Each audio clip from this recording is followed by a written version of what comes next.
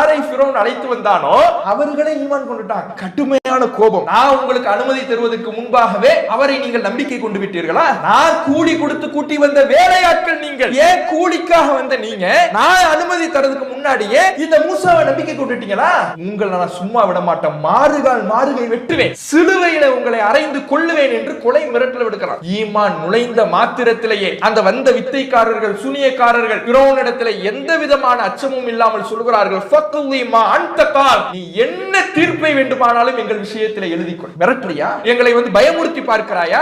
என்ன முடிவை வேண்டுமானாலும் எழுதிக்கொள், என்ன தீர்ப்பை வேண்டுமானாலும் சொல்லிக்கொள். நாங்கள் இதற்கெல்லாம் பணியக்கூடிய கூட்டம் அல்ல. சத்தியத்தை ஏற்றுக்கொண்டு விட்டோம். சத்தியம் நுழைந்த மாத்திரத்திலேயே அவர்களுடைய உள்ளம் இரும்பாக எந்த எதிர்ப்பையும் தாங்கிக் கொள்ளக்கூடிய மன வலிமை மிக்கதாக மாறியது. எல்லாம் வல்ல ஏக இறைவனின் அன்பும் அருளும் நம் உயிரினு மேலான நபிகள் நாயகம் ஸல்லல்லாஹு அலைஹி வஸல்லம் அவர்கள் மீதும் அவர்களது வாழ்க்கை வழிகாட்டுதல்களை தங்களால் இயன்றளவு பின்பற்றி வாழ்ந்து மரணித்த நபித்தோழர்கள் மீதும் நபித்தோழியர்கள் மீதும் குறிப்பாக இங்கு அமர்ந்திருக்கும் நம் அனைவர் மீதும் என்றென்றும் நின்று நிலவட்டுமாக. கண்ணியத்திற்குரிய எல்லாம் வல்ல அல்லாஹுவின் நல்லடியார்களே, இஸ்ரவேலர்கள் ஒரு வரலாற்று பார்வை என்ற தலைப்பின் கீழாக கடந்த 2 தினங்களாக நாம் சில வரலாற்று நிகழ்வுகளை அறிந்து வருகிறோம். அந்த வகையில் நேற்றைய தினம் இஸ்ராயேல் என்று அழைக்கப்படும் யாக்கூப் அலைஹிஸ்ஸலாம் கானான் தேசத்தில் வசித்தவர்கள், வாழ்ந்தவர்கள், எகிப்தில் எப்படி குடியேறினார்கள், எகிப்தில் யூசுப் அலைஹிஸ்ஸலாம் அவர்களுக்கு ஆட்சி அதிகாரம் எவ்வாறு கிடைத்தது என்பதெல்லாம் நேற்றைய தினம் பார்த்தோம். இதுல நாம கூடுதலாக நேற்றைய தினம் தெளிவுபடுத்த வேண்டிய ஒரு விஷயம், யாக்கூப் நபி அவர்களுக்கு 12 பிள்ளைகள் அப்படின்னு நம்ம சொன்னோம். இந்த 12 பிள்ளைகள்ல யூசுப் அலைஹிஸ்ஸலாம் அவர்களையும் அவருடைய சகோதரரையும் நாம் கழித்து விட்டால் யாக்கூப் நபியினுடைய வேறு மனைவிக்கு பிறந்தவர்கள் 10 பேர். 9 பேர்னு நாம யூசுப் நபியை கழித்து விட்டு 9 பேர்னு சொல்லியிருந்தோம். அது 10 பேர் அவங்க, சரியா? 10 பேரு பிளஸ் யூசுப் நபி 11, யூசுப் நபியினுடைய சகோதரர், மொத்தம் 12 பிள்ளைகள். இப்ப இவங்க எகிப்துல குடியேறிட்டாங்க. எகிப்தில் குடியேறி பல ஆண்டுகள் அங்கேயே வாழ்றாங்க. அங்கே தான் யாக்கூப் நபி அவர்கள் வஃபாத் ஆகுறாங்க, யூசுப் அலைஹிஸ்ஸலாம் அவர்கள் வஃபாத் ஆகுறாங்க. இப்படி பல 100 ஆண்டுகள் எகிப்திலேயே அவர்களுடைய வாழ்க்கை கழிகிறது. பல 100 ஆண்டுகளுக்கு பிறகு எகிப்தினுடைய ஆட்சியாளனாக ஃபிரௌன் என்பவன் வருகிறான். அதுவரை இந்த பனு இஸ்ரவேலர்களுடைய வாழ்வு சுமூகமாகத்தான் போய் கொண்டிருந்தது. நல்ல நிலைமையில் தான் எகிப்தில் இருந்தார்கள். ஏனென்றால் யூசுப் அலைஹிஸ்ஸலாம் அவர்கள் எகிப்து மக்களுக்கு செய்த உபகாரம் அப்படி. உலகமே பஞ்சத்தில் இருந்த சமயத்தில், உலகத்தையே வறுமை வாட்டி வதைத்த சமயத்தில் யூசுப் நபியினுடைய யோசனையின் காரணத்தினாலதான் எகிப்து நல்ல நிலைமையில இருந்துச்சு. அதனால்தான் எகிப்தினுடைய ஆட்சி பொறுப்பிலே யூசுப் நபி அவர்களுக்கு ஒரு பொறுப்பு வழங்கப்பட்டது. யூசுப் நபியினுடைய குடும்பத்தார் எகிப்திலே குடியமர்வதற்கு அனுமதி வழங்கப்பட்டது. இப்படி அவருடைய நல்ல நடத்தையின் காரணத்தினால், பொறுப்பை சரியாக நிறைவேற்றிய காரணத்தினால் அவருக்கென்று ஒரு நன்மதிப்பு எகிப்திலே இருந்து கொண்டே இருந்தது. இது காலப்போக்கிலே பல 100 ஆண்டுகள் கழிகின்ற பொழுது அந்த எகிப்தில் ஆளக்கூடிய ஆட்சியாளர்களால் இது மறக்கடிக்கப்படுகிறது. அவங்க அதை அப்படியே மறந்துடுறாங்க. ஏன்னா காலப்போக்கு ஓடிக்கிட்டே இருக்குது. காலத்துக்கும் அதை நினைவு கூறாமல் அதை அப்படியே அவர்கள் மறந்து விடுகிறார்கள். மறந்து விடுகிற இந்த சூழலில் பல 100 ஆண்டுகளுக்கு பிறகு எகிப்தில இந்த இஸ்ராயல்கள், பனு இஸ்ரவேலர் மக்கள் அதிகமாக உருவாகிட்டாங்க. ஏன்னா பல 100 ஆண்டு ஆயிடுச்சு. வந்தவங்க 12 பேர். அப்ப அந்த 12 பேர்களுக்கு குழந்தை பிறந்திருக்கும், அவர்களுடைய பிள்ளை பிறந்திருக்கும். இப்படி பல தலைமுறைகளை கடந்து அங்க வாழ்ந்து வராங்கன்னா எவ்வளவு பேர் உருவாகி இருப்பாங்கன்னு பாருங்க. அப்ப பல பேர் ஆகி நிறைய மக்கள் எகிப்தில் உருவாயிட்டாங்க. இந்த நேரத்தில் தான் ஃபிரௌன் என்பவன் ஆட்சிக்கு வருகிறான். இப்ப இந்த ஃபிரௌனை பற்றி நம்ம ஒரு அடிப்படையான உலக வரலாறு ரீதியாக ஒரு அடிப்படையான தகவலை நம்ம தெரிஞ்சுக்கணும். இந்த ஃபிரௌன் என்று நம்ம சொல்றோம்ல, இதை உலக வரலாற்றில இது ஒரு நபரை குறிக்கின்ற பெயர் அல்ல. ஃபாரா அப்படிங்கிறாங்க உலக வரலாற்றுல. இந்த ஃபிரௌன் என்கின்ற குர்ஆன் சொல்லக்கூடிய இந்த நபரை ஃபாரா அப்படின்னு சொல்றாங்க. ஃபாராக்களுடைய ஆட்சி அப்படிங்கிறாங்க. அப்படின்னா என்ன? உதாரணத்துக்கு நம்ம அலெக்சாண்டருடைய வரலாறை படிப்போம். அலெக்சாண்டர் 1, அலெக்சாண்டர் 2, அலெக்சாண்டர்ங்கிற பேர்ல பல பேர் இருப்பாங்க. அப்ப அந்த பல பேரை பிரித்து காட்டக்கூடிய வகையில முதலாம் அலெக்சாண்டர், இவர் 2ஆம் அலெக்சாண்டர், இவர் 3ஆம் அலெக்சாண்டர் என்று குறிப்பிடுவார்கள். அதுபோல ஃபிரௌன் என்கின்ற பெயரிலே, ஃபாரா என்கின்ற பெயரிலே பல பேர் வந்திருக்கிறார்கள். அதில் ஒரு ஃபிரௌனை பற்றித்தான் குர்ஆன் பேசுகிறது என்பதை இந்த இடத்துல நாம புரிந்து கொள்ள வேண்டும். அப்ப அந்த ஒரு ஃபிரௌன் தான் இந்த பனு இஸ்ரவேலர் மக்களை அடக்கி ஆளுகிறான். கடுமையான முறையிலே அவர்களுக்கு கொடுமைகளை கொடுக்கிறான். ஏன்னா எகிப்தில் அவர்கள் பெரும்பான்மையாக வளர்ந்து நிற்கிறார்கள். வளர்ந்து நிற்கின்ற பொழுது காலம் உருண்டோடிய காரணத்தினால் யூசுப் நபி எகிப்துக்கு செய்த நல்லுபகாரங்களை எல்லாம் மறக்கடிக்கப்பட்ட ஒரு காலகட்டத்தில் வாழுகிற காரணத்தினால் அதையெல்லாம் நினைவு கூறாமல் அவர்களுடைய மக்களை, இந்த பனு இஸ்ரவேலர்களை கடுமையான கொடுமைக்கு ஆட்படுத்துகிறான். அதை பற்றி அல்லாஹ் குர்ஆனிலே விவரிக்கிற பொழுது, இன்ன ஃபிரௌன அலா ஃபில் அர்த், ஃபிரௌன் இந்த பூமியிலே வரம்பு கடந்தான், கடுமையாக கர்வம் கொண்டு ஆணவம் கொண்டு நடந்தான். அவன் எப்படி அந்த மக்களை கொடுமைப்படுத்தினான் என்றால், அதற்கு அவன் எடுத்த வழிமுறை என்னவென்றால், இருக்கக்கூடிய எகிப்தில் வாழக்கூடிய மக்களை பல பிரிவுகளாக பிரித்தான், பல கூட்டங்களாக பிரித்தான். அவர்களில் ஒரு கூட்டத்தாரை மட்டும் பலவீனப்படுத்தினான், சிறுமைப்படுத்தினான், அவர்களை ஒடுக்கப்பட்ட சமூகமாக மாற்றினான். மாற்றி யுதப்பிஹு அப்னாஅஹும், அவர்களில் ஆண் குழந்தைகளை அறுத்து கொன்றான். வயஸ்தஹி நிசாஅஹும், அவர்களில் பெண் குழந்தைகளை மட்டும் வாழ வைத்தான். இன்னஹு கான மினல் முஃப்ஸிதீன், அவன் குழப்பம் ஏற்படுத்துபவர்களில் ஒருவராக இருந்தான் என்று அல்லாஹ் பேசுகிறான். பூமியிலே கர்வம் கொண்டு ஆணவம் கொண்டு அவன் அந்த மக்களுக்கு மத்தியிலே ஒரு மிகப்பெரிய ஒரு கொடூரத்தை, மிகப்பெரிய ஒரு சர்வாதிகாரத்தை நிகழ்த்தினான். எப்படி நிகழ்த்தினான்னா, மக்களை பல பிரிவுகளாக பிடிக்கிறான். நாம ஆங்கிலேயன் ஆட்சி பண்ணான்ல, இந்தியாவை ஆங்கிலேயன் ஆட்சி செய்கின்ற பொழுது இந்த மக்களுடைய கிளர்ச்சி எழுச்சி தனக்கு எதிராக திரும்பிவிடக் கூடாது என்பதற்காக ஆங்கிலேயன் எடுத்த ஒரு வழிமுறை என்னவென்றால் டிவைட் அண்ட் ரூல், பிரித்தாலும் சூழ்ச்சி. மக்களை பல கூட்டங்களாக பிரிச்சிடுவாங்க, பல பிரிவுகளாக பிரித்து மக்களுக்குள்ளே குரோதத்தை வளர்த்து சண்டைகளை மூட்டி அவர்களுக்கு மத்தியிலே பிரச்சனைகள் நடந்து கொண்டிருக்கின்ற பொழுது ஆட்சியின் பக்கம் எந்த மக்களுடைய கவனமும் திரும்பாது என்ற ஒரு யுக்தியை ஆங்கிலேயன் இந்தியாவை ஆண்ட பொழுது அவன் கடைபிடித்தான். இதற்கு அப்ப யாருன்னா இந்த டிவைட் அண்ட் ரூல், இந்த பிரித்தாளும் சூழ்ச்சிக்கு முன்னோடி யாருன்னா ஃபிரௌன் தான். அவன் எகிப்தில இதே மாதிரிதான் மக்களை பல பிரிவுகளாக பிரிக்கிறான். எப்படி பல பிரிவுகளா பிரிக்கிறான்? எகிப்தினுடைய பூர்வ குடிகள் ஒரு சாரார், பனு இஸ்ரவேலர்கள் இன்னொரு சாரார்.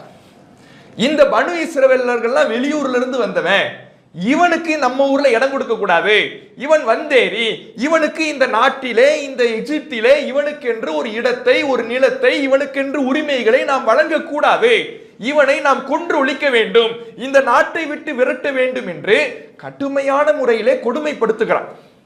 இதுல அவன் கொடுமைப்படுத்துகிற அந்த அக்கிரமத்தில் அவன் செய்யக்கூடிய காரியம் என்னன்னா, ஆம்பளை பிள்ளையெல்லாம் கொல்லுகிறான், பெண் பிள்ளைகளை மட்டும் வாழ வைக்கிறான். ஏன் இப்படி செய்யறான் அப்படின்னா, அதுக்கு ரெண்டு காரணம் இருந்துச்சு.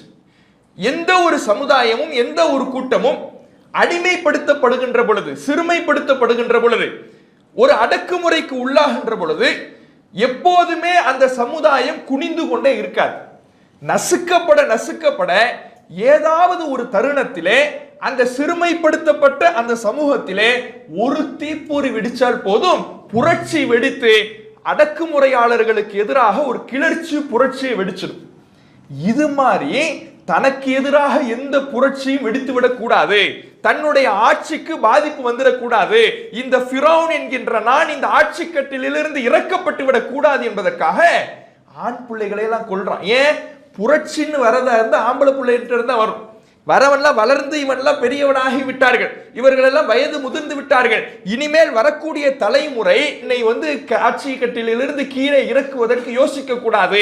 அதனால் இந்த மண்ணிலே பனி இஸ்ரவேலர்கள் சமுதாயத்திலே ஒரு ஆண் குழந்தை பிறந்தால் அந்த ஆண் குழந்தையை கொல்லுங்கள், அந்த ஆம்பளை பிள்ளையை உயிரோடு விடாதீங்க, கொன்று ஒழித்து விடுங்கள் என்று கட்டளை இடுகிறான். ஆம்பளை பிள்ளையெல்லாம் கொல்லப்படுகிறது, பெண் பிள்ளைகள் மட்டும் வாழ வைக்கப்படுகிறது. இதுல என்ன சூழ்ச்சி தெரியுமா? பொம்பளை பிள்ளைங்களை மட்டும் வாழ வைக்கிறான்னு வைங்களேன். அதற்கு பிறகு அந்த குழந்தைகள், அந்த பெண் பிள்ளைகள் வளர்ந்து வரும் பொழுது பனு இஸ்ரவேலர் சமுதாயம் தலைக்குமா? அதுக்கப்புறம் உருவாகுமா? புதிய தலைமுறைகள் உருவாகுவாங்களா? இருக்கிறவங்க செத்து மடிகிறதோடு சரி, பெண் பிள்ளைகள் வேறு ஒருவரை திருமணம் செய்து அவர்களின் மூலமாக குழந்தை பெற்றால் யாரை திருமணம் செஞ்சாங்களோ அவங்களுடைய சமுதாயமாகத்தான் பிள்ளைகள் உருவாகுமே தவிர பனு இஸ்ரவேலர் சமுதாயத்தில் புதிய தலைமுறை உருவாகாது. அப்ப பனு இஸ்ரவேலர் சமுதாயத்தையே குழி தோண்டி புதைக்க வேண்டும் என்கின்ற எண்ணத்தில் அவன் ஆண் குழந்தைகளை எல்லாம் கொன்று பெண் குழந்தைகளை மட்டும் விடுகிறான். இவ்வளவு பெரிய அக்கிரமத்தை, சர்வாதிகாரத்தை, அநியாயத்தை அந்த மக்களுக்கு மத்தியிலே கட்டவிழ்த்து விடுகின்ற பொழுது அல்லாஹ் ஒரு திட்டத்தை திட்டுகிறான். அல்லாஹ் அதை பற்றி குர்ஆனிலே சொல்கிறான், "வநுரீது அன் நமுன்ன அலல்லதீன இஸ்துத்இஃபு ஃபில் அர்த்." இந்த பகுதியிலே, இந்த பூமியிலே பலவீனப்படுத்தப்பட்ட மக்களுக்கு அருள் புரிய வேண்டும் என்று நாம் நாடினோம். வனஜஅலஹும் அய்மத்தன் வனஜஅலஹுல் வாரிசீன். இந்த நாட்டுக்கு அவர்களையே ஆட்சியாளர்களாக கொண்டு வர வேண்டும் என்றும் அவர்களையே உரிமையாளர்களாக கொண்டு வர வேண்டும் என்றும் நாம் முடிவு செய்தோம். இந்த ஃபிரௌன் யாரு புரட்சியாளர்களாக உருவாகிவிடக் கூடாது என்று எந்த மக்களை, எந்த பனி இஸ்ரவேலர்களை அழிக்கிறானோ, ஒடுக்குகிறானோ, பலவீனப்படுத்துகிறானோ, சிறுமைப்படுத்துகிறானோ அந்த பனி இஸ்ரவேலர்களையே இந்த நாட்டுக்கு உரிமையாளர்களாக மாற்ற நாம் முடிவு செய்து விட்டோம். அவர்களையே இந்த நாட்டின் ஆட்சியாளர்களாக மாற்ற நாம் முடிவு செய்து விட்டோம். யார் வாழ்வதற்கு இந்த நாட்டில் இடமில்லை என்று அவன் சொல்லிக் கொண்டிருக்கிறானோ ஃபிரௌன், அப்படியே நிலைமையை தலைகீழாக புரட்ட நாம் முடிவெடுத்து விட்டோம் என்று அல்லாஹ் ஒரு முடிவை எடுக்கிறான். இந்த முடிவை இறைவன் எடுத்தவுடனே அந்த நேரத்தில் ஒரு பெண்மணி ஒரு குழந்தையை பெற்றெடுக்கிறார்கள். அந்த பெண்மணி பெற்றெடுத்த குழந்தை தான் மூசா நபி அவர்கள். அந்த பெண்மணிக்கு அல்லாஹ் அறிவிக்கிறான், ஆம்பளை பிள்ளைங்களை எல்லாம் கொன்றுகிட்டு இருக்கிறான் ஃபிரௌன். உங்க பிள்ளைய கொன்றுடுவான்னு நீங்க பயந்தீங்கன்னா ஒரு பேழையை ரெடி பண்ணுங்க, ஒரு பெட்டியை ரெடி பண்ணுங்க, அந்த பெட்டியில உங்க பிள்ளைய வைங்க, அந்த பெட்டியை பிள்ளையோடு கடலில் போட்டு விடுங்கள், நான் பார்த்து கொள்கிறேன். அல்லாஹ் மூசா நபியினுடைய தாயாருக்கு அறிவிக்கின்றான்.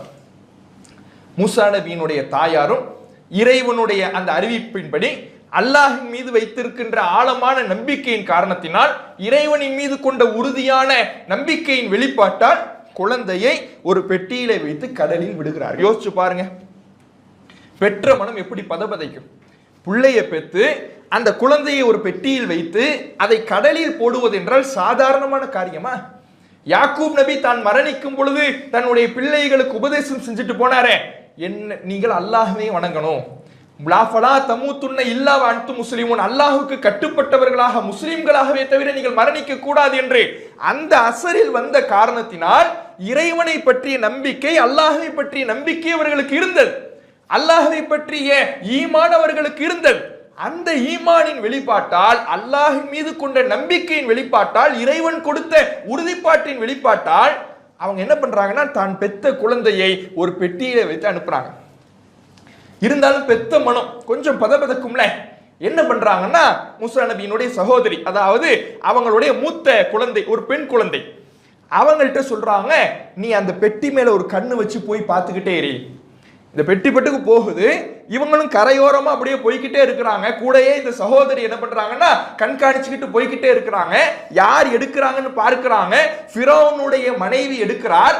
எடுத்து ஃபிரௌனிடத்திலே சொல்லுகிறார், இவரை நாம் பிள்ளையாக ஆக்கி கொள்ளலாம், இவரை நீங்க கொண்டுடாதீங்க, இவரை நாம பிள்ளையா வளர்க்கலாம் என்று ஃபிரௌனுடைய மனைவியை எடுத்துக்கொண்டு சொல்லுவதை இந்த சகோதரி பார்க்கிறார். பார்த்த உடனே இந்த செய்தியை தன்னுடைய தாயார்ட்டையும் சொல்றாங்க.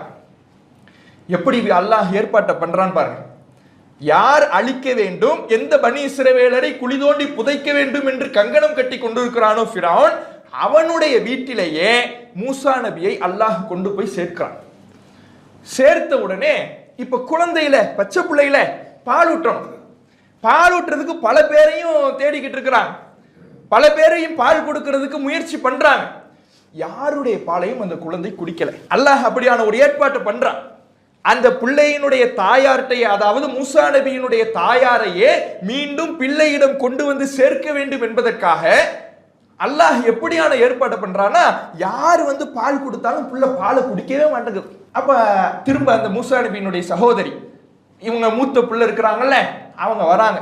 இந்த ஃபிரௌனுடைய மனைவி அவங்கெல்லாம் இந்த பால் குடிக்க மாட்டேங்குதேன்னு புள்ள பேசிக்கிட்டு இருக்கிற நேரத்துல அவங்க வந்து சொல்றாங்க, நான் ஒரு பெண்ணை சொல்றேன். யாரோ தெரியாத மாதிரி இவங்க வந்து பேசுறாங்க. நான் ஒரு பெண்ணை சொல்றேன், அவங்கள வந்து என்ன பேசி பாருங்களேன் அப்படின்னு சொன்ன உடனே அவங்களும் போய் பேசுறாங்க. மூசா நபியினுடைய தாயார் வராங்க, தாம் பிள்ளைய தானே தூக்கி பால் கொடுக்கிறார்கள். அல்லாஹ் ஏற்கனவே சொல்லியிருந்தான் மூசா நபியினுடைய தாயாருக்கு, நீங்க பெட்டியில வச்சு கடல்ல போடுங்க, உங்கள்கிட்டயே கொண்டு வந்து சேர்ப்போம் என்று அல்லாஹ் சொன்னான். அதே போல வந்து சேர்த்து விட்டான். சேர்ப்பதற்காகத்தான் அல்லாஹ் ரப்புல் ஆலமீன் யார் பால் கொடுத்தாலும் அந்த பிள்ளை பால் குடிக்காதவாறு ஒரு நிலைமை ஏற்படுத்தி, மூசா நபியினுடைய தாயார் வந்து பால் கொடுத்தால் தான் பால் குடிக்க வேண்டும் என்கின்ற மாதிரியான ஒரு சூழலை ஏற்படுத்தி கொண்டு வந்து சேர்த்து விட்டான். அப்ப புள்ள திரும்ப மூசா நபியினுடைய தாயாருடைய பார்வையிலேயே வளர்கிறது. ஃபிரௌனுடைய வீட்டில் இருந்தாலும் மூசா நபியினுடைய தாயார் தன்னுடைய தாயாருடைய கண்காணிப்பிலேயே அவர்களுடைய பாலை அருந்தி கொண்டே வளர்கிறது. அப்படியே வளர்ந்து இளமை பருவத்தை அடைகிறார்கள். இளமை பருவத்தை அடைகின்ற பொழுது ஊருக்குள்ள வெளியில போகும் பொழுது 2 பேருக்கு மத்தியில சண்டை நடக்குது. வெளியில போய்கிட்டு இருக்கிறாங்க, 2 பேர் சண்டை போட்டுக்கிட்டு இருக்கிறாங்க. ஒரு ஆளு ஃபிரௌனுடைய கூட்டத்தில் உள்ளவன், இன்னொரு ஆளு பனு இஸ்ரவேல், அதாவது மூசா நபியினுடைய சமுதாயத்தை சார்ந்தவன். 2 பேருக்கு மத்தியில சண்டை நடக்கும் பொழுது இந்த பனு இஸ்ரவேல் சமுதாயத்தை சார்ந்த ஒரு மனிதர் என்ன பண்றாருன்னா, மூசா இங்க வாங்க, என்னை போட்டு எப்படி அடிக்கிறான் பாருங்க, என்னை போட்டு எப்படி சித்திரவதை பண்றான் பாருங்க, எனக்கு கொஞ்சம் உதவி பண்ணுங்கன்னு கேட்ட உடனே இவர் போய் ஒரு அடிதான் அடிக்கிறாரு. அவன் ஆள் அவுட். ஒரே அடிதான், ஒரு அடியில ஆள் அவுட். மூசா நபிக்கு ஒரு பயம் வந்துருச்சு, ஆஹா தப்பு பண்ணிட்டோமே, ஒரே அடிதான் அவன் ஆளு காலி. அப்ப மூசா நபி வந்து என்ன பண்றாங்கன்னா, நான் வேணும்னு பண்ணல, ஆனால் அவன் செத்து போயிட்டான், ஆனா இது தப்பு தான். அல்லாஹ்விடத்தில் உடனே மூசா நபி அவர்கள், இறைவா என்னை மன்னித்து விடு, நான் வேண்டுமென்று செய்யவில்லை, நான் நீ மன்னிக்கவில்லை என்றால் நஷ்டவாளியாக ஆகிவிடுவேன் என்று அல்லாஹ்விடத்தில் துவா செய்கிறாங்க. அவ துவா செய்து விட்டு அடுத்த நாள் திரும்ப வெளியே வராங்க. திரும்ப அவனை திரும்ப கூப்பிடுறான். யாரு? ஏற்கனவே யாரு கூப்பிட்டு போய் அடிச்சு ஒரு கொலை பாவத்தை சுமந்து கொண்டிருக்கிறார்களோ அவனை என்ன பண்றான்னா, மீண்டும் என்னை யாரும் அடிக்க வராங்க, என்னை வந்து காப்பாத்துங்கிறான். அப்ப மூசா நபி, டேய் நீதே உனக்கு வேலையா போயிடுச்சு, உன்னை நம்பித்தான் நான் வந்தேன், நான் வந்து உன்னை நம்பி வந்து அடிச்சேன்னா நான் வந்து கொலைகாரனா வந்து நிக்கிறேன், இனிமேல என்ன வந்து தேடி வராதுங்கிற மாதிரி மூசா நபி அவர்கள் என்ன பண்றாங்க சொல்றாங்க. இப்ப இப்படியே போகுது. இவங்களுக்கு மத்தியில் இந்த பேச்சுவார்த்தை நடந்துகிட்டு இருக்கும் பொழுதே ஏற்கனவே மூசா நபியினால் அடி வாங்கி ஒருவன் இறந்தான்ல, செத்தான்ல, அவனுடைய கூட்டத்தார் எல்லாம் மூசா நபியை கொலை செய்ய அங்க திட்டம் திட்டிக்கிட்டு இருக்கிறாங்க. நம்ம கூட்டத்துல ஒரு ஆளை பனி இஸ்ரவேல் சமுதாயத்தை சார்ந்த மூசா கொலை செய்து விட்டார், நாம எப்படி வேடிக்கை பார்த்துக்கிட்டு இருக்கிறது? சொந்த நாட்டு மக்களை மூசா கொலை செஞ்சுட்டார்னா நாம எப்படி வேடிக்கை பார்க்கிறது? அவரை நாம கொலை செய்ய வேண்டும் என்று அங்க பிளான் ஓடிக்கிட்டு இருக்குது. இந்த பிளானை தெரிஞ்ச இன்னொருவர் மூசா நபியிடத்தில் வந்து சொல்றார், இன்னல் மலை ஏத்தமிருன பிக்கல் யக்துலுக், உன்னை கொல்ல வேண்டும் என்று மூசாவே அங்கே திட்டம் திட்டிக் கொண்டிருக்கிறார்கள், ஃபஹ்ரூஜி, இந்த ஊரை விட்டு வெளியே போய்விடு என்று அவர் சொன்ன உடனே மூசா நபி அவர்கள் எகிப்திலிருந்து மதியன் என்ற நகரத்தை நோக்கி போறாங்க. அங்கே போனால் அங்கே ஒரு தண்ணீர் இறைக்கக்கூடிய இடத்தை பார்க்கிறார். மக்கள்லாம் தண்ணீர் இறைச்சிக்கிட்டு இருக்கிறாங்க. 2 பெண்கள் மட்டும் ஒதுங்கி நிற்கிறாங்க. அவங்களுக்கு தண்ணீர் இறைத்து கொடுத்து மூசா நபி அவர்கள் உதவி புரிகிறாங்க. அந்த பெண்கள் மூசா நபி அவர்களை தன்னுடைய தகப்பனார்கிட்ட அழைச்சிட்டு போறாங்க. அந்த தகப்பனார் தன்னுடைய பெண் மக்களை விசாரிக்கிறார். மூசா நபி, ஏன் இங்க வந்தீங்க, யாரு நீங்க, எங்கிருந்து வரீங்க? இல்ல நான் எகிப்தில இருந்து வந்தேன், இது மாதிரி ஆயிடுச்சு, என்னை கொல்றதுக்கு அங்க இருந்து துரத்திக்கிட்டு வந்தா, பயத்துல நான் இங்க ஓடி வந்துட்டேன் அப்படின்னு சொல்லி மூசா நபிங்க சொல்றாங்க. சரி ஒன்றும் பிரச்சனை இல்லை, கவலைப்படாதீங்க, இந்த ஊர்ல உங்களுக்கு நாங்க அடைக்கலம் தரோம், எங்களோட நீங்க இருங்க, எங்க குடும்பத்தோட இருங்க, என்னுடைய பெண் பிள்ளைகளில் ஒரு பெண் பிள்ளையை உங்களுக்கு நான் திருமணம் செய்து வைக்கிறேன், ஆனால் மகராக நீங்கள் என்னிடத்திலே வேலை பார்க்க வேண்டும் என்று சொல்றாரு. அதே மாதிரி வேலை பார்க்கிறாரு. கடைசியில திருமணம் முடித்து வைக்கிறாங்க. தன்னுடைய குடும்பத்தோடு மீண்டும் மூசா நபி அவர்கள் புறப்படுகிறார்கள். புறப்படக்கூடிய வழியில் தான் அந்த பயணம் செஞ்சு மதியனிலிருந்து மீண்டும் எகிப்துக்கு போலான்னு போகக்கூடிய அந்த வழியிலே மூசா நபி அவர்கள் ஒரு நெருப்பு தூரத்தில் தெரிகிற மாதிரி பார்க்கிறார். தூரத்துல ஒரு நெருப்பு தெரியுது. மூசா நபி என்ன பண்றாங்க, உடனே தன்னுடைய குடும்பத்தார்கிட்ட சொல்றாங்க, சரி ஒரு நெருப்பு தெரியுது, நான் போய் பார்க்கிறேன், அங்க யாராவது ஆட்கள் இருக்கலாம், அவங்களுடைய உதவியை நம்ம தேடிக்கலாம், இல்லைன்னா அங்க இருக்கக்கூடிய அந்த நெருப்பு எடுத்துட்டு வந்தோம்னா நம்ம குளிர் காய்ந்து கொள்ளலாம், நம்ம குளிர் காய்வதற்கு குளிரை தாங்கி கொண்டு உடலில் ஒத்தளம் கொடுத்துக் கொள்வதற்கு உதவும் என்று மூசா நபி அவர்கள் சொல்லிவிட்டு தன்னுடைய குடும்பத்தாரை நிப்பாட்டி விட்டு அந்த நெருப்பை நோக்கி போறார். போன உடனே அங்கே அல்லாஹ் மூசா நபி அவர்களை அழைக்கிறான். யா மூசா, மூசாவே வாங்க என்று அல்லாஹ் அழைத்து, நான் தான் அல்லாஹ், நான் தான் அல்லாஹ், அல்லாஹ் தான் அழைக்கிறேன். மூசா நபி அவர்கள் ஒரு குரல் கேட்குது, மூசாவேன்னு குரல் கேட்குது, சுத்தி யாரு இல்லைன்னா ஒரு பதப்பட போறோம்ல, அல்லாஹ் நான் தான் அழைக்கிறேன் என்று மூசா நபி அவர்களுக்கு அல்லாஹ் சொல்லி, நீங்க உங்களுக்கு இந்த மார்க்கத்தை உங்களை நான் தேர்ந்தெடுத்துட்டேன், தூதராக உங்களை தேர்வு செய்து விட்டேன், நீங்க ஃபிரௌனிடத்தில் போய் இந்த மார்க்கத்தை எடுத்துரைத்து இஸ்ரவேலர்களுடைய விடுதலைக்காக அங்கே நீங்க போய் பிரச்சாரம் பண்ணுங்க என்று மூசா நபி அவர்கள்ட்ட அல்லாஹ் பேசுகிறான். பேசிய உடனே உங்களுடைய கையில என்ன இருக்குதுன்னு அல்லாஹ் கேட்கிறான். முதல்ல மார்க்கத்தை எடுத்து சொல்லுகிறான். எடுத்து சொல்லிவிட்டு அல்லாஹ் மூசா நபி அவர்களுடைய நீங்க போய் ஃபிரௌன் இடத்தில் சொல்லி இஸ்ரவேலர் சமுதாயத்தை விடுதலை செய்யுங்கள் என்று சொல்லுகிறான். சொல்லிவிட்டு உங்களுக்கான சான்றாக அல்லாஹ் கொடுக்க நினைப்பது என்று சொல்லி உங்க கையில என்னன்னு கேட்கிறான். அல்லாஹ் கைத்தடி வச்சிருக்கிறாங்க. சரி, அந்த கைத்தடியை கீழே போடுங்க. கீழே போடுறாங்க, பாம்பா மாறிடுது. பாம்பா மாறின உடனே மூசா நபிக்கு பயம், பயந்து ஓடுறாங்க. ஏன் கையில் இருந்த கைத்தடி பாம்பா மாறினா, கையில இருந்த கைத்தடி திடீர்னு பாம்பாக மாறி சீறிக்கிட்டு இருக்கிறதுனா பயம் வரும்ல, பயந்துட்டு ஓடிடுறாங்க. திரும்ப மூசா நபி அவர்களை அல்லாஹ் அழைத்து அதை திரும்ப கையில எடுங்க, அதை கையால எடுங்க. எடுக்கிறாங்க, திரும்ப கைத்தடியா மாறிடுது. உங்க கைகளை உங்களுடைய விலாப்புறத்திலே விட்டு எடுங்கள் அப்படிங்கிறான் அல்லாஹ். அதே மாதிரி விட்டு எடுக்கிறாங்க, கையெல்லாம் ஜொலிக்குது. இதுதான் உங்களுக்கு நான் கொடுக்கின்ற சான்று, உங்களுக்கு நான் கொடுத்திருக்கிற அற்புதம். இதோடு நீங்கள் ஃபிரௌனிடத்தில் சென்று ஏகத்துவத்தை போதித்து இஸ்ரவேலர் சமுதாயத்தினுடைய விடுதலைக்காக அவனிடத்தில் போய் நீங்கள் பிரச்சாரம் செய்யுங்கள் என்று அல்லாஹ் ரப்பல் ஆலமீன் மூசா நபி அவர்களை அங்கே அனுப்புறான். அப்ப மூசா நபி அவர்கள் அல்லாஹ்கிட்ட சில கோரிக்கைகளை வைக்கிறாங்க.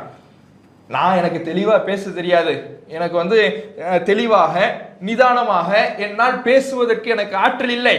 என்னுடைய சகோதரர் இருக்கிறார் ஹாரூன், அவர் நல்ல தெளிவாக பேசக்கூடியவர், அவரை வேண்டுமானால் என்னோடு இறைவா தூதராக அனுப்ப, எனக்கு உதவியாக அனுப்பேன் என்று மூசா நபி அவர்கள் அல்லாஹ்விடத்தில் ஒரு கோரிக்கையை வைக்கிறார். சரின்னு சொல்லி அல்லாஹ் அந்த கோரிக்கையை ஏற்றுக்கொள்கிறான். அந்த கோரிக்கையை வைக்கும் பொழுதே மூசா நபி இன்னொன்னுக்கும் பயப்படுறாங்க. என்ன பயப்படுறாங்கன்னா, எனக்கு தெளிவாக பேச தெரியாது ஒண்ணு, இன்னொன்னு எனக்கு ஏற்கனவே அங்க ஒரு கொலைப்பழி இருக்குது, நான் ஒருத்தர அடிச்சேன், அவன் செத்துட்டான். இப்ப அந்த கொலைப்பழி இருக்கும் பொழுது நான் இதை சொன்னால் நிச்சயமாக பொய்ப்பிப்பார்கள், என்னுடைய செய்தியை ஏற்றுக்கொள்ள மாட்டார்கள். அதனால என்னுடைய சகோதரர் ஹாரூனையும் என்னோடு இறைவா அனுப்பு என்று அல்லாஹ் ரப்பல் ஆலமீன்ட்ட மூசா நபி அவர்கள் கோரிக்கை வைக்கிறாங்க. அல்லாஹ் மூசா நபியினுடைய கோரிக்கையை ஏற்றுக்கொள்கிறான். ஹாரூனையும் மூசா நபி அவர்களுக்கு உதவியாக அல்லாஹ் அனுப்புகிறான்.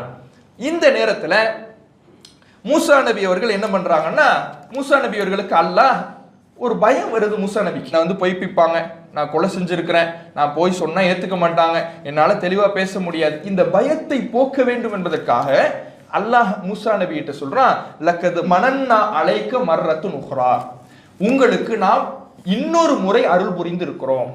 நீங்க இப்ப ஒரு கோரிக்கை கேட்டீங்கல்ல, ஹாரூனை இறைவா குடு என்று கேட்டீங்கல்ல, உதவியாளராக எனக்கு அனுப்பி வைன்னு கேட்டீங்கல்ல, இதை உங்களுக்கு உதவியாக அருளாக நாங்கள் இந்த பிரார்த்தனை ஏற்றுக்கொண்டு உமக்கு வழங்கி இருக்கிறோம் என்று அல்லாஹ் ரப்பல் ஆலமீன் அவருக்கு சொல்லிவிட்டு, இந்த உதவி ரெண்டாவது தடவை நான் செய்யற உதவி.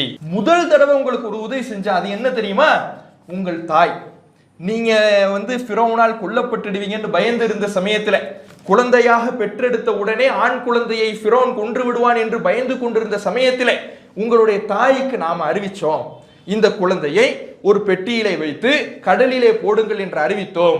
அறிவித்த உடனே உங்கள் தாயும் அதே மாதிரி செஞ்சாங்க, உங்களை ஃபிரௌனுடைய குடும்பத்தார் எடுத்தாங்க, அங்கே தான் நீங்கள் வளர்ந்தீர்கள், அங்கே பல ஆண்டுகள் இருந்தீர்கள் என்று ஃபிரௌன் மூசா நபியினுடைய இந்த வாழ்க்கை பயணத்தை அல்லாஹ் சொல்லி காட்டுறான். அப்படியெல்லாம் உங்களை காப்பாற்றணும்ல. சின்ன வயசுலேயே கொலை செஞ்சிருப்பான் ஃபிரௌன், சின்ன வயசுலேயே ஆண் பிள்ளைகளை கொன்று போட்டதை போல உங்களை கொன்று போட்டு இருப்பான். ஆனால் உங்களை அதே ஃபிரௌனுடைய வீட்டிலேயே வளருகின்ற அளவுக்கு உங்களை பாதுகாத்தோம்ல, அப்படியான ஒரு உதவி செஞ்சிருக்கும் பொழுது இப்ப இரண்டாவது உதவியை உங்களுக்கு செஞ்சிருக்கிறோம். நீங்கள் பொய்ப்பிக்கப்படுவீர்கள் என்று பயப்படுவீர்கள். நான் இருக்க உங்களோட, ஏதோ உங்களுடைய தைரியத்திற்காக ஹாரூனையும் உங்களுக்கு உதவியாளராக அனுப்புகிறேன். உங்களுடைய நாவில் இருக்கக்கூடிய முடிச்சுகளை அவிழ்க்கிறேன். உங்களுக்கு அற்புதங்களாக சான்றுகளாக சில விஷயங்களை தந்திருக்கிறேன் என்று மூசா நபி அவர்களுக்கு ஆறுதல் படுத்துகிறான். பயப்படக்கூடிய மூசா நபிக்கு ஒரு ஆறுதலை கொடுக்கிறான். அல்லாஹ் நம்மளை காப்பாத்தி இருக்கிறான். இன்னுமே இல்லாத பச்சை பிள்ளையா இருந்த சமயத்திலே அல்லாஹ் நம்மளை காப்பாத்தி இருக்கிறானா? அது எப்படிப்பட்ட பாதுகாப்பு? எந்த ஃபிரௌன் பிள்ளைங்களை எல்லாம் கொன்னுகிட்டு இருக்கிறானோ அதே ஃபிரௌனுடைய வீட்டிலேயே நம்மளை அல்லாஹ் வாழ வச்சிருக்கிறானே, அதே ஃபிரௌனுடைய வளர்ப்பிலேயே நம்மளை வளர வச்சிருக்கிறானே.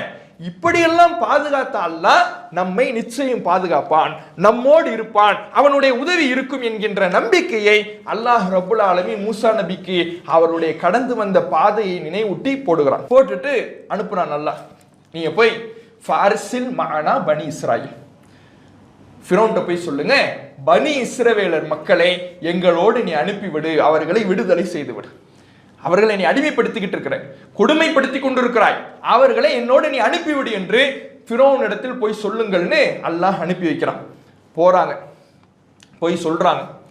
சொன்ன உடனே ஃபிரௌன் கேட்கிறான், அலம் நுரப்பிக ஃபீனா வலிதன் வலபிஸ்த ஃபீனா மின் உமரிக சினீன், நீங்கள் குழந்தையாக இருந்த சமயத்தில் நான் உங்களை வளர்க்கலையா? ஃபிரௌன் கேட்கிறான். குழந்தையா என்கிட்ட வந்தீங்களே, உங்களை யார் வளர்த்தது? நான் தானே வளர்த்தேன். இங்கே தானே பல ஆண்டுகள் இருந்தீர்கள்.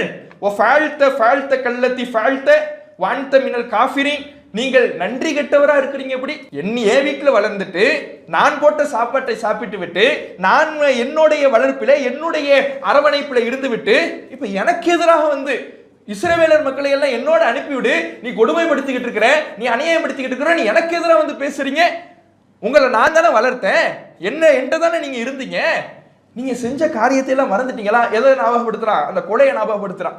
நீங்க செஞ்ச காரியத்தை எல்லாம் மறந்துட்டீங்களா? என்னென்ன செஞ்சீங்க ஞாபகம் இருக்குதா? இப்படியும் ஃபிரௌன் பேசுறான். அப்போது மூசா நபி அவர்கள் எதற்கும் தயங்காமல் பேசுறாங்க.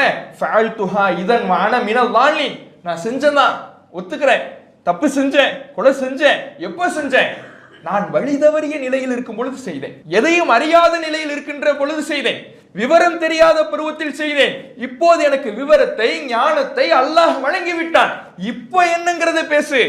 எனக்கு செஞ்ச நீ உதவியை சொல்லிக்கிட்டு இருக்கிற, தில்க நிஅமத்துன் தமுன்னுஹா அலைய, இதெல்லாம் நீ எனக்கு செஞ்ச உதவிப்பா. என்ன வளர்த்தினா அதுக்கும் பனி இஸ்ரவேலர் மக்களை அடிமையா வச்சுக்கிறதுக்கு என்ன சம்பந்தம்? எனக்கு நீ உதவி செஞ்சுட்டு பனி இஸ்ரவேலர் மக்களை அடிமையா வச்சுக்கிறது நியாயம் ஆயிடுமா? ஏன் ஒருத்தனுக்கு சோறு போட்ட, ஏன் ஒருத்தனை கொல்லாம விட்ட, ஏன் ஒருத்தனை விட்டதுனால ஒட்டுமொத்த பனி இஸ்ரவேல் மக்களை நீ கொண்டுகிட்டு இருக்கிய, கொலை செஞ்சுக்கிட்டு இருக்கிய, அவர்களுக்கு எதிராக அநியாயத்தை கட்டவிழ்த்துக்கிட்டு இருக்கிய, அது சரியாயிடுமா? ரெண்டு ஈக்குவலா? என்ன பேசுற என்று ஃபிரௌன் இடத்தில் மிக தைரியமாக பயந்து கொண்டிருந்த மூசா நபி எப்படி தைரியமாக அடிக்கிறாங்கன்னு பாருங்க. போகும்பொழுது பயமா இருந்தாங்க.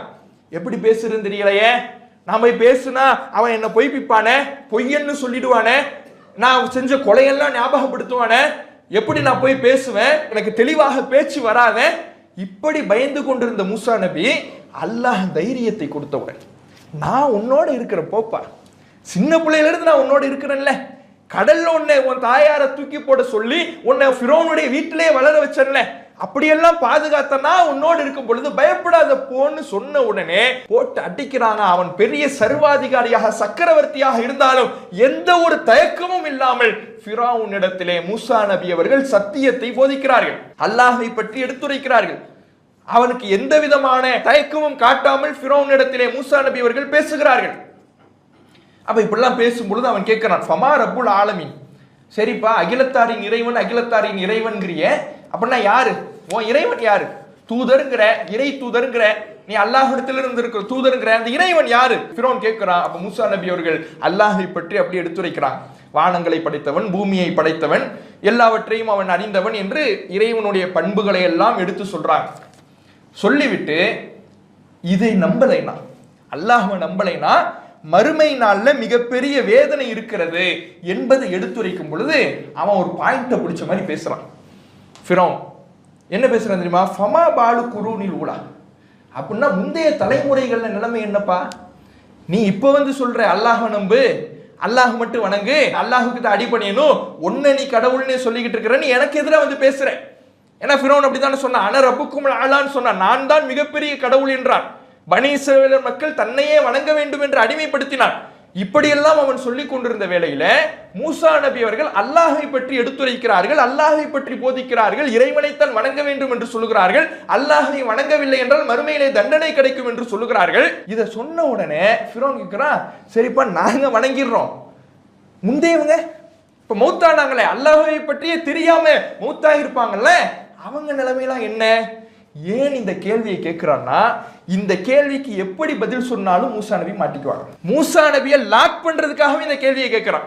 ஒரு பேச்சுக்கு அவங்க எல்லாம் நரகத்துக்கு போயிடுவாங்கன்னு சொன்னாங்கன்னு வைங்கள, மூசா நபி என்ன ஆகும்? சுத்தி இருந்த மக்கள்லாம், ஏன்னா எங்க அம்மா அப்பாவே நீ நரகவாதின்னு சொல்றியா, அழிவாங்கன்னு சொல்றியா, எல்லா மக்களுடைய கோபமும் மூசா நபிக்கு எதிராக திரும்பிடும். சொர்க்கத்துக்கு போவாங்கன்னு சொல்ல முடியுமா? ஃபிரௌனுக்கு அடிமையாக இருந்த, ஃபிரௌனை வழிபட்டு கொண்டிருந்த மக்களை சொர்க்கத்துக்கு போவாங்கன்னு சொல்ல முடியுமா? அதுவும் சொல்ல முடியாது. அதனால லாக் பண்றதுக்காக இவன் விவரமாக ஒரு கேள்வி கேட்கிறான். நீ என்னப்பா அல்லாஹ் வணங்கணும்னு சொல்ற, சரி அல்லாஹ் வணங்குறோம், நாங்க வணங்கிடுவோம்ப்பா, இப்பதான் நீ வந்து சொல்ற, இப்பதான் நீ வந்து அறிமுகப்படுத்துற, முந்தைய தலைமுறை என்ன செய்யும், என்ன பாவத்தை செஞ்சுச்சு, அவங்க நிலைமை என்ன? கேட்ட உடனே மூசா நபி அவர்கள் இதை சுதாரித்துக் கொண்டு மிக தெளிவாக பாருங்க, பயந்து கொண்டிருந்தவர்கள், போய் பேசுறதுக்கு தயங்கிக்கிட்டு இருந்தவங்க, அல்லாஹ் கொடுத்த தைரியத்தின் விளைவாக எந்த தயக்கமும் இல்லாமல் மூசா நபி அவர்கள் சொல்றாங்க, இல்முஹா இந்த ரப்பி, அது பற்றி ஞானம் என் இறைவன்ட்ட இருக்கு, அவன் பார்த்துக்குவான், சொர்க்க நரகத்தை கொடுக்கறதா என் வேலை, அது அல்லாஹுடைய கையில் இருக்கிற முடிவு, நீ அதை பத்தி தெரிஞ்சுக்கிட்டு என்ன பண்ண போற? நான் இப்ப அல்லாஹை பத்தி தானே சொல்லிக்கிட்டு இருக்கிறேன், அவங்களுடைய முடிவை அல்லாஹ் பார்த்துக் கொள்வான், அதை பற்றி இப்ப பேச்சு கிடையாது. நீ பனி இஸ்ரவேலரை விடுறியா இல்லையா, பனி இஸ்ரவேலரை விடுறியா இல்லையாங்கிறதா இப்போ உனக்கும் எனக்கு நடக்கிற பேச்சு. அவங்க சொர்க்கத்துக்கு போவாங்களா நரகத்துக்கு போவாங்களா இதை பத்தி அவ பேசிக்கிட்டு இருக்கிறோம், அதை விடு என்று சொல்லி அவனை தான் ரூட்டுக்கு திரும்ப இழுத்துட்டு வராங்க மூசா நபி. இழுத்துட்டு வந்து திரும்ப அல்லாஹை பற்றி எடுத்துரைக்கிறாங்க. அப்போ ஃபிரௌன் கேட்கிறான், சரி நீ இறை தூதருங்கிறீங்க அப்படின்னா என்ன சான்று, என்ன ஆதாரம்? எல்லாரும் தான் இறை தூதர்னு சொல்லிட்டு போயிடலாம், இறை தூதர் என்பதற்கு என்ன ஆதாரம், எதை கொண்டு வந்திருக்கிறீர்கள்? ஃபிரௌன் கேட்கிறான். அப்போ மூசா நபிக்கு அல்லாஹ் அறிவிக்கிறான், இப்ப கைத்தடிய போடுங்க. கைத்தடிய மூசா நபி போடுறாங்க, பாம்பாக மாறுகிறார். கையை விலாப்புறத்தில் விட்டெடுங்கள், விட்டெடுக்கிறாங்க, ஜொலிக்குது. ஆரம்பத்துல நபியாக தேர்ந்தெடுத்த பொழுது எதை மூசா நபிக்கு அல்லாஹ் கொடுத்தானோ அதே சான்றை ஃபிரௌனின் முன்னிலையிலே செய்து காட்ட சொல்லுகிறான். செய்து காட்டுறாங்க.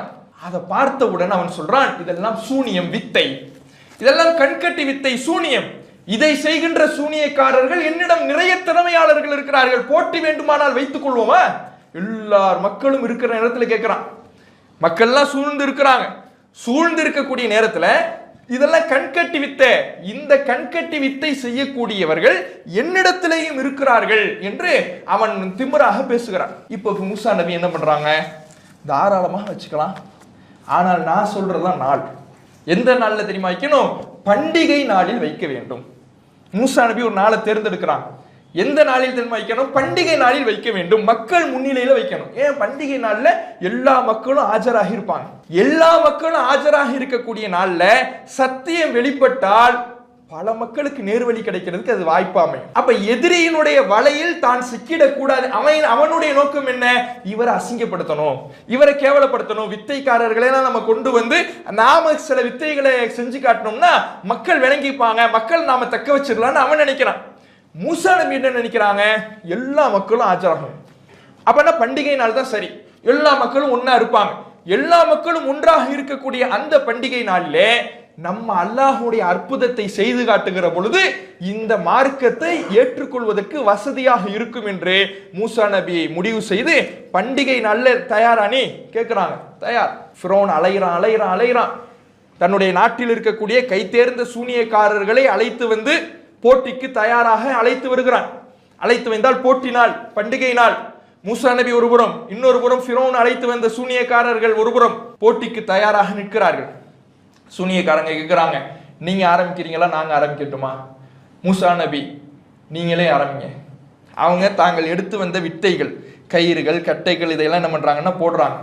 அது பாம்பு மாதிரி நெளியுது. உண்மையான பாம்பா மாறலை, பாம்பு மாதிரி நெளியுது. இன்னைக்கு மேஜிக் ஷோல காட்டுவாங்கல்ல, மேஜிக் ஷோல ஒரு கத்தியை எடுத்து வாய்க்குள்ள விடுற மாதிரி வைப்பா. உண்மையான கத்தியா விடுறா? உண்மையான கத்தி இல்லை, நம்முடைய கண்களை ஏமாற்றுகிறான். தொப்பிலிருந்து முயல் எடுப்பான், இல்லாத முயலையா உருவாக்கி எடுக்கிறான், அவன் ஏற்கனவே மறைச்சு வச்சதை எடுக்கிறான். இது மாதிரி ஒரு கண்கட்டி வித்தையை, ஒரு மேஜிக்கை அங்க நிகழ்த்துகிறார்கள். அவர்கள் போட்ட வித்தைகள், கயிறுகள் பாம்பு போல காட்சி தருகிறது, நெளிகிறதை தவிர உண்மையான பாம்பாக மாறவில்லை.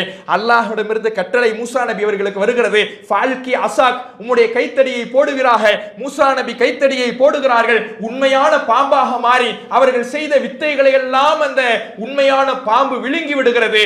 வந்த சூனியக்காரர்களே ஆமன்து பிரப்பி ஹாரூன வ மூசா, மூசா மற்றும் ஹாரூனுடைய இறைவனை நாங்கள் நம்பிக்கை கொண்டு விட்டோம் என்று மூசா நபி எந்த சத்தியம் வெல்ல வேண்டும் என்று நினைத்து பண்டிகை நாளை தேர்ந்தெடுத்தார்களோ அது அந்த சூனியக்காரர்கள் விஷயத்திலேயே பலித்தது. சொந்த சூனியக்காரங்களே சத்தியத்தை ஏத்துக்கிட்டாங்க. இது சூனியத்தாலையெல்லாம் இது வாய்ப்பே இல்லை, இது இவர் சொல்லுகின்ற அல்லாஹ்வுடைய அற்புதம் தான், இவர் சொல்லுகின்ற இறைவன் ஒருவன் தான், அவன் உண்மையான இறைவன் தான், அவனை நாங்களும் நம்பிக்கை கொண்டு விட்டோம் என்று மூசா நபியை தோற்கடிப்பதற்காக யாரை ஃபிரௌன் அழைத்து வந்தானோ அவர்களை ஈமான் கொண்டுட்டாங்க. அப்போ கடுமையான கோபம் யாருக்கு? ஃபிரௌனுக்கு. அவன் என்ன, வந்த சூனியக்காரர்களை மிரட்டுகிறான். நான் உங்களுக்கு அனுமதி தருவதற்கு முன்பாகவே அவரை நீங்கள் நம்பிக்கை கொண்டு விட்டீர்களா? நான் கூலி கொடுத்து கூட்டி வந்த வேலையாட்கள் நீங்கள். அவன் தானே கூலி கொடுத்து கூட்டிட்டு வந்தான். ஏன் கூலிக்காக வந்த நீங்க நான் அனுமதி தரதுக்கு முன்னாடியே இந்த மூசாவை நம்பிக்கை கொண்டுட்டீங்களா? ஓஹோ, இப்பதான் விஷயமே எனக்கு புரியுது ஃபிரௌன் சொல்றான். இப்பதான் எனக்கு விஷயமே புரியுது. உங்களுக்கு இந்த சூனியத்தை வித்தையை கத்துக் கொடுத்த ஆசானே மூசா தான். அப்படியே பிளேட்டை மாத்துறான். நீங்க ஏன் தெரியுமா அவரை நம்பிக்கை கொண்டீங்க? உங்களுக்கு இந்த வித்தையெல்லாம் கத்துக் கொடுத்த ஆசிரியரே அவர் தான், மூசா தான். அதனாலதான் அவர் நம்பிக்கிட்டீங்க. உங்களை நான் சும்மா விட மாட்டேன், மாறுகால் மாறுகை வெட்டுவேன். உங்களை மாறுகால் மாறுகைன்னா என்ன? ஒரு சைடு கையை, இப்ப லெஃப்ட் சைடு கையை எடுத்தா ரைட் சைடு கால் எடுக்கிறது, ரைட் சைடு கையை எடுத்தா லெஃப்ட் சைடு கால் எடுக்கிறது, பேலன்ஸே இருக்காது. ரெண்டு இந்த ரைட் சைடே கையும் ரைட் சைடே காலும் இல்லைன்னு வைங்களேன், ஏதாவது கைத்தடியை வச்சு பேலன்ஸ் பண்ணிக்கலாம், ஏதாவது ஒரு வகையில் ஒரு பேலன்ஸ் இருக்கும், ஏதாவது ஒரு சாஞ்சிக்கலாம். ஒன்று இந்த பக்கம் ஒன்று அந்த பக்கம் ஒன்று இல்லைன்னு வைங்களேன், பேலன்ஸே தவறிடும். அப்ப இப்படி நான் மாறுகை வெட்டுவேன், சிலுவையில உங்களை அறைந்து கொள்ளுவேன் என்று கொலை மிரட்டல் விடுக்கிறான். ஈமான் நுழைந்த மாத்திரத்திலேயே அந்த வந்த வித்தைக்காரர்கள், சூனியக்காரர்கள் ஃபிரௌனிடத்தில் எந்த விதமான அச்சமும் இல்லாமல் சொல்கிறார்கள், ஃபக்லிமா அன்த கால், நீ என்ன தீர்ப்பை வேண்டுமானாலும் எங்கள் விஷயத்தில் எழுதிக்கொள். மிரட்டுறியா? எங்களை கொலை செய்வன்னு நீ எங்களை பயமுறுத்தி பார்க்கிறாயா?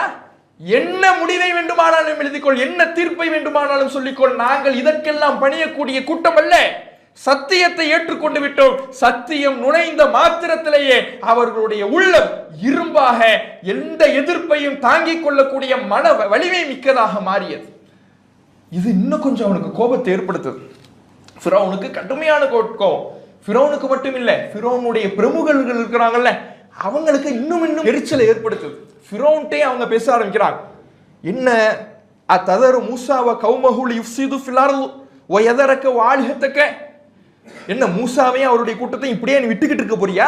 ஃபிரௌன்ட்ட கேட்கிறாங்க. எத்தனை நாளைக்கு தான் இப்படியே விட்டுக்கிட்டு இருக்க போறேன்? அவங்க பட்டுக்கு ஏதோ செஞ்சு காட்டுறாங்க. நம்ம யாரை போட்டிக்காக அழைச்சிட்டு வந்தோமோ அவனை ஏத்துக்கிட்டு போறான். எத்தனை நாளைக்கு மூசாவை விட்டுக்கிட்டு இருக்க போற? அவர் என்னதான் பண்ண போற? நீ அவருக்கு பூமியில குழப்பத்தை செஞ்சுக்கிட்டு இருக்கிறாரு. உன் கடவுளை என் கடவுளை எல்லாத்தையும் திட்டுறாரு.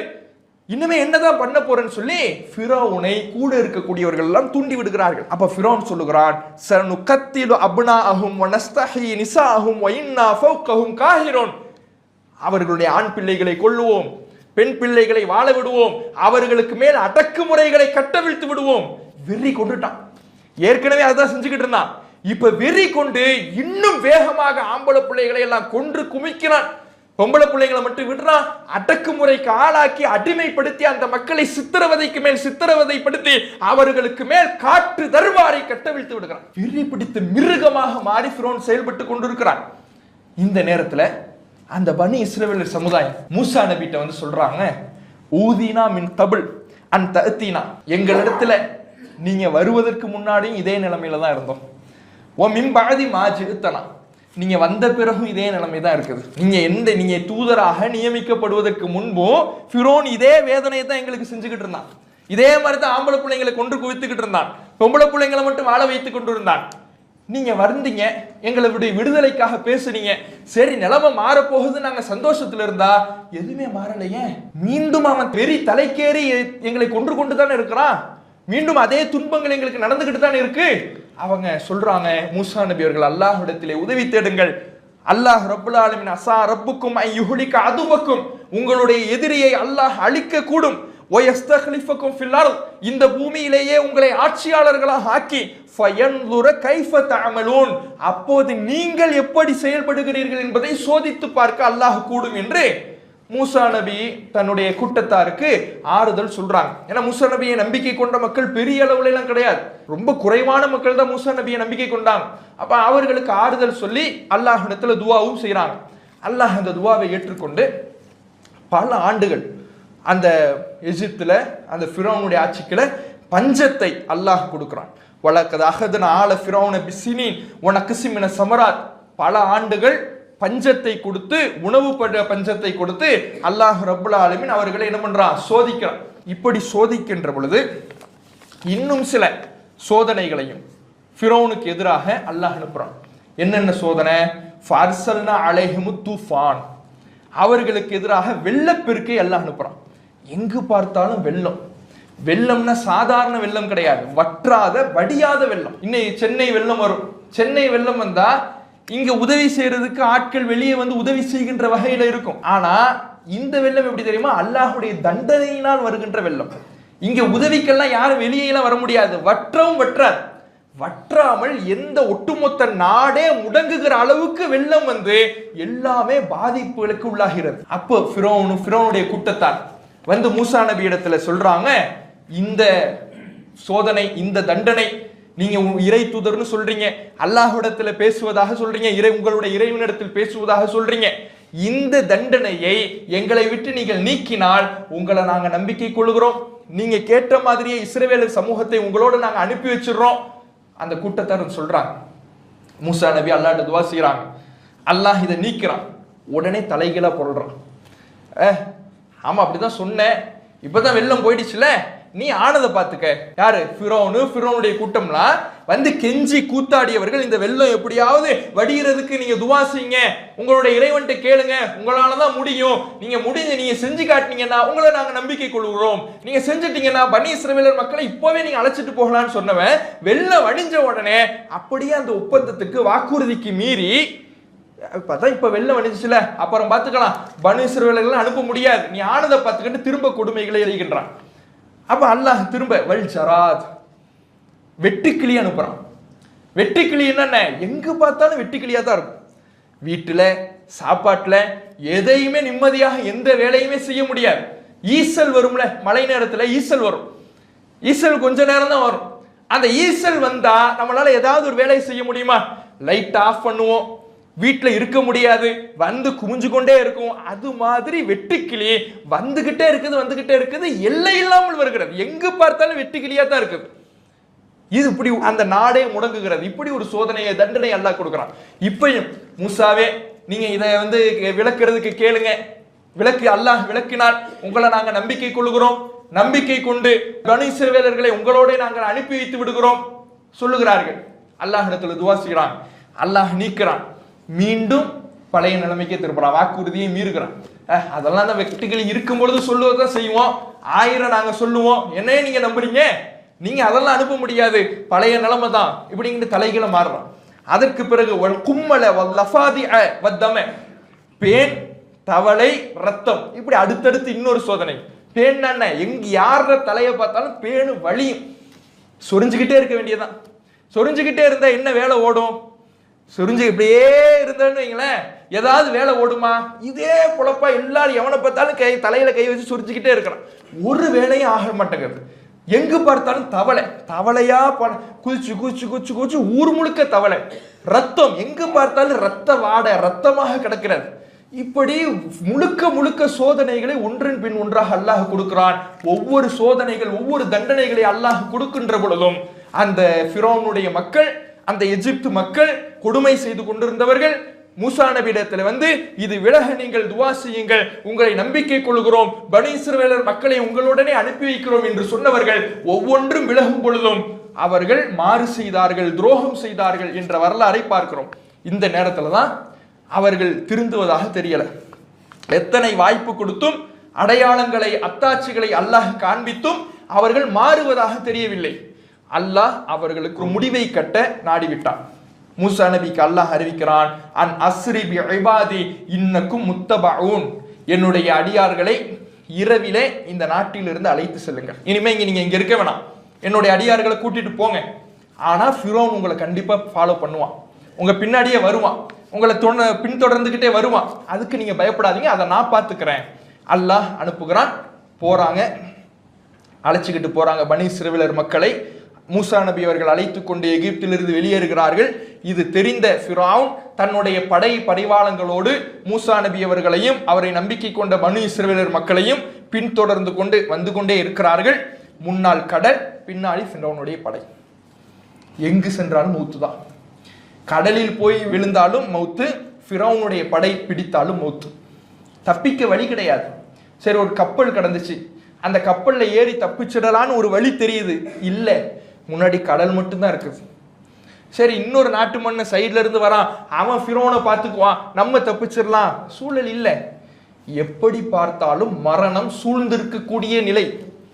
இந்த நேரத்துல சில பேர் சொல்றாங்க, இன்னால முதுரக்கும், அவ்வளவுதான் நம்ம மாட்டிக்கிட்டோம், கடல்ல விழுந்தாலும் மௌத்து, ஃபிரௌன் பிடிச்சாலும் மௌத்து, இனிமே நமக்கு வழி இல்லை என்று அவர்கள் பேசுகிற பொழுது மூசா நபி தன்னுடைய ஈமானின் சக்தியால் ஒரு வார்த்தையை சொன்னார்கள், இன்ன மஅய ரப்பி சயஹ்தீன், அல்லாஹ் என்னோடு இருக்கிறான், அவன் எனக்கு வழிகாட்டுவான். மூசா நபிக்கு அல்லாஹ் ஆரம்பத்தில் போட்ட விதை, தான் தூதராக அனுப்பப்படும் பொழுது பயந்த சமயத்திலே உங்களை கடலில் இருந்தே காப்பாற்றியவன் நான், கூடையிலே வைத்து உங்களுடைய தாயாரை போட சொல்லி காப்பாற்றியவன் நான், ஆண் பிள்ளைகளை எல்லாம் கொன்று குவித்த ஃபிரௌன் கொன்று குவித்த சமயத்தில் அவன் வீட்டிலேயே வளர வைத்து காப்பாற்றியவன் நான், நீங்கள் ஒரு கொலையை செய்து தப்பித்து போக நினைக்கும் சமயத்திலே ஃபிரௌனுடைய கூட்டத்தார் உங்களை கொலை செய்ய வேண்டும் என்று திட்டம் திட்டிய சமயத்திலே காப்பாற்றியவன் நான், அப்படியெல்லாம் காப்பாற்றிய நான் உங்களை காப்பாற்றுவேன் என்று போட்ட விதை கடைசி வரை அவங்களுக்கு பிரதிபலிக்குது. கடல் வந்துடுச்சு, இனிமே அவ்வளவுதான் காலின்னு இருந்த சமயத்துல கூட அல்லாஹ் இருக்கிறான், அவன் எனக்கு வழிகாட்டுவான் என்று மூசா நபி சொல்றாங்க. அல்லாஹ்விடமிருந்து கட்டளை வருகிறது, கைத்தடியால் கடலை அடியுங்கள்ங்கிறான், அடிக்கிறாங்க. கடல் 2 பாலங்களாக பிரிகிறது. எங்கேயாவது பார்க்க முடியுமா? நமக்கு அல்லாஹ் கொடுத்த அற்புதம் என்ன? குர்ஆன் தான். குர்ஆனை படித்து தான் இஸ்லாத்தை நம்ம தெரிஞ்சுக்க முடியும். நபி ஸல்லல்லாஹு அலைஹி வஸல்லம் அவர்கள் வாழ்ந்த காலத்துல சின்ன சிறு சிறு அற்புதங்களை ரசூலுல்லாஹ் செய்து காட்டினாங்க. ஆனால் இன்றைக்கு நாம இஸ்லாத்தை உண்மைப்படுத்துவதாக இருந்தால் எந்த அற்புதத்தை வைத்து உண்மைப்படுத்துறோம்? குர்ஆன் தான். குர்ஆனை படித்து தான் நம்ம உண்மைப்படுத்துறோம். ஆனா இந்த சமுதாய மக்களுக்கு எவ்வளவு பெரிய அற்புதம்னு பாருங்க. கடல் 2ஆ பிரிஞ்சிருக்கு, நடுவுல வழி இருக்குது. அப்ப அல்லாஹ் மீது ஏதாவது ஒரு சந்தேகம் வருமா? ஏதாவது ஒரு நம்பிக்கை இன்மை வருமா?